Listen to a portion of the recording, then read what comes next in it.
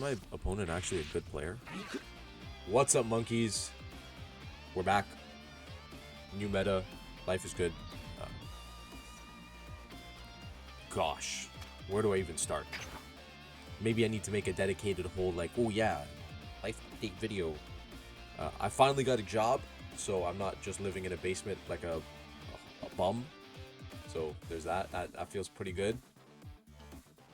And then we'll just get into this. Yes, as you can see from the screen, I'm currently in gold. I did make it to platinum, and I was thinking, oh yeah, when I finally get to master, I'll start recording content again, because obviously, you know, at the very least, the higher rank you are, the more exciting it is. And then I figured, yeah, that's why I'll just keep pumping out content, and if the marketplace of ideas accepts it, then it's a win for me. Before doing any of that, I'm just going to show the deck list.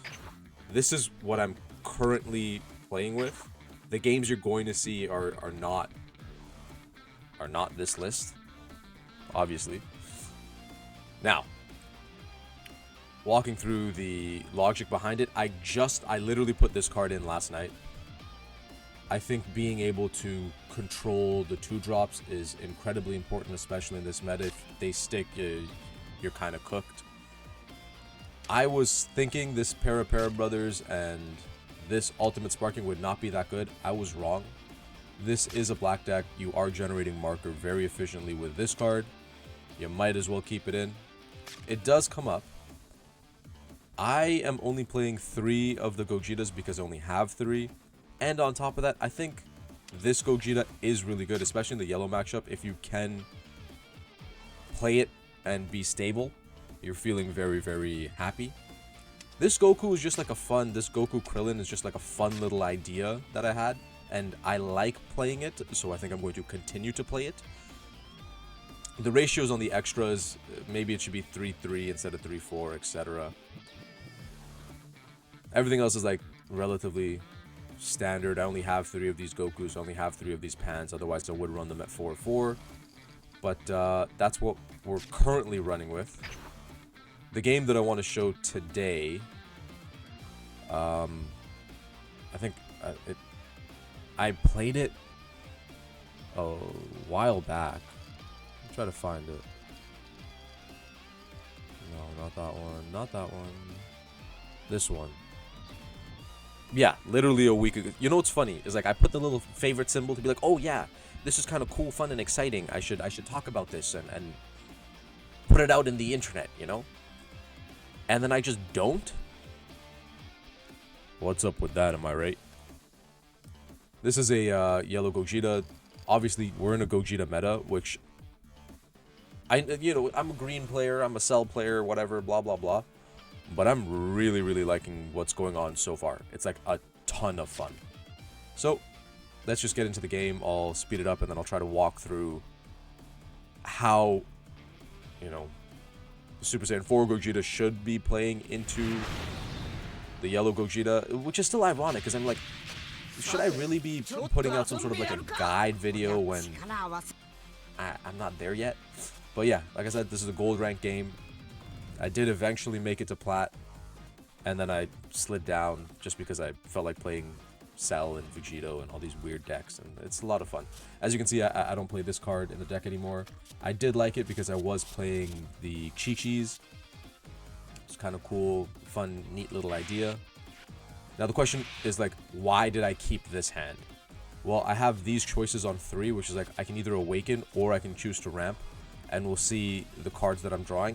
And most importantly, I already see the Gogeta in hand. I'm like, okay, if I could get to play this card and feel safe while doing it, I probably win the game. So we're just doing like standard stuff, searching. I think this was back when I only had 1 copy of this card, or like 2 copies of this card. So it's whatever. I'm gonna combo out early because why not? I don't really need to dig for pieces here, and it's whatever.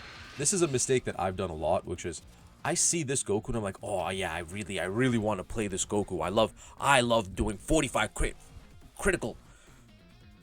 Maybe I probably should have charged it. Vegeta being able to generate the marker is probably the correct choice. But, you know, whatever. We make mistakes. There's always something to improve. And this I find really funny right here when Homeboy tapped it down and swung into it. I was like, if you went at life, I was just going to combo it anyway, so this works for me. I'm like, alright, cool. I'm going to awaken now. Thank you for your contribution to society. Or maybe I didn't. What? Am I crazy? It's a good thing I waited. In my head, I'm like, yeah, I'll just awaken. But I think the right answer is to ramp because I'm running to the Gogeta. That's why this is different. In any other situation, I would have just played the Gohan, awaken, gotten the extra draw. And as you can see, I don't play this Goku either. But now I'm thinking, okay, I want to run right to this Gogeta. He's going to get up into that 6-cost Gogeta with ease. And if I try to KO it, it just goes back into life. And then he'll just start slamming them down over and over. And that's not good for me. So I'm like, okay, say less. We're going straight to Gogeta. And this is what I mean, right? If that 2-cost sticks, this 2-cost will, for 3 energy, allow him to play that 6-cost, which will just let him restand energy, tap the board down, and technically give him a heal. So we don't want that. This Goku, cash money. Because I am about to clear the board. And yeah, I didn't get the big swing in, but I'm like, you took the 30k anyway, and you took a second 30k. And it's like, okay. I'm thinking, why did I feel the need to showcase this game? Is my opponent actually a good player? Huh. I don't know, I guess we'll find out. I was like, obviously, well, next turn I'm hitting the Gogeta. And it doesn't feel good when you end up over-comboing like that, but sometimes it's the best thing to do. I should super save, yeah. It's worth saving. It's worth saving twice. You know? It's a solid attacker, plus if I can just take that Gogeta off the board. But then it's like, oh, I got finessed. It was going off the board regardless. And then here it's like, oh, why attack without doing anything? Like, oh, maybe I should have played this 6-drop. It's like, no. I'm slamming this Gogeta down. Because if he can't answer it, it's over for him. I don't think I'll swing. The reason I'm not swinging is I'm playing around Blue Power Awakening. They have to rest my cards to KO it. Thing is, obviously, he can still rest my cards. But I don't want to make it easy for him.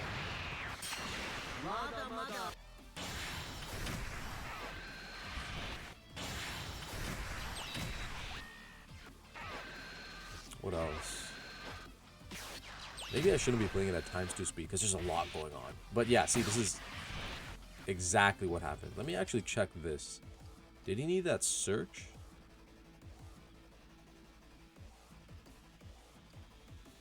Yeah, so he needed that search in order to get to the Blue Power Awakening. So if I did swing, he probably had the Blue Power Awakening in hand. Had I swung, he would have simply spent 2 energy, killed it. By not swinging, I forced him to do the whole Veku thing, get the search, and have to hit this to tap it down to do that. What does that mean for me? That means there's no, like, genuine threat on the board. That is what it is. Like, what he could have done there is like, he could have used his leader effect, tap something to stand this, to swing it again, and then stand it.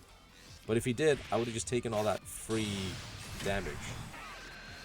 Why would I not? You know what I mean? And then here, it's like, okay, we're doing a bit of damage. I don't know if I had the trunks at this specific point in time. So, you know, drop the trunks, turn skip.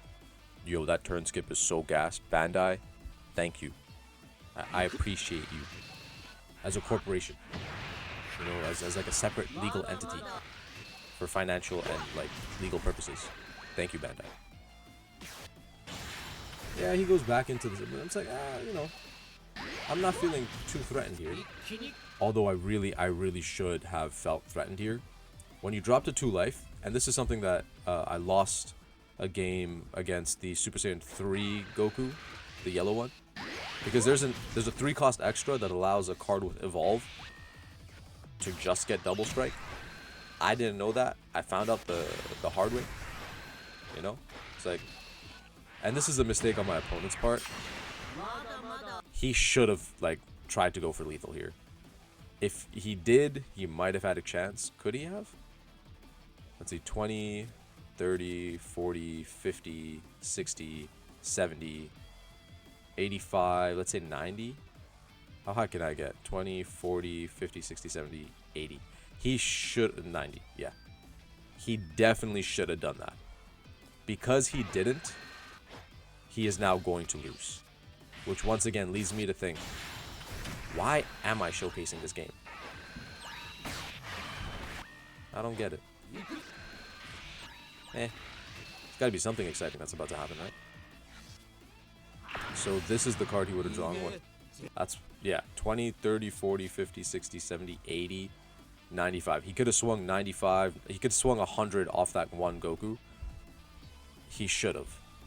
That's what I'm saying. A win is a win.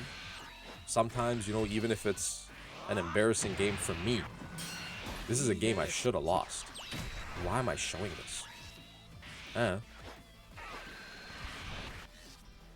Why did I feel it? I don't know. Normally, like, in my head, I'm thinking, oh, this was kind of cool. And I would like to show it. Like in this case. Why am I going here? I should just be going face, hit the turn skip, and end it. Am I crazy? Maybe.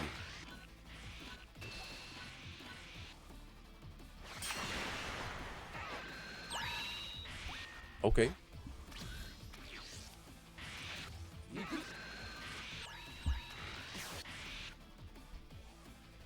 Wow, okay. I'm glad I'm at least rewatching this because, my god. That's crazy. Why would you do this? I could have just sent all that at face. Oh well. He'll take it, he'll heal one, and then it's like, thanks to the fact that this guy just keeps giving you ki, irrespective of how many ki you have, cool. I'm just gonna keep attacking. And then obviously now I just have way too much damage. What a weird game. Why did I think this was a cool, fun game to show? I don't know. Anyway. I'm gonna hope you learned something. I definitely learned something as I was watching this. Oh my, I need to be better at this game. But it's a process. Bye!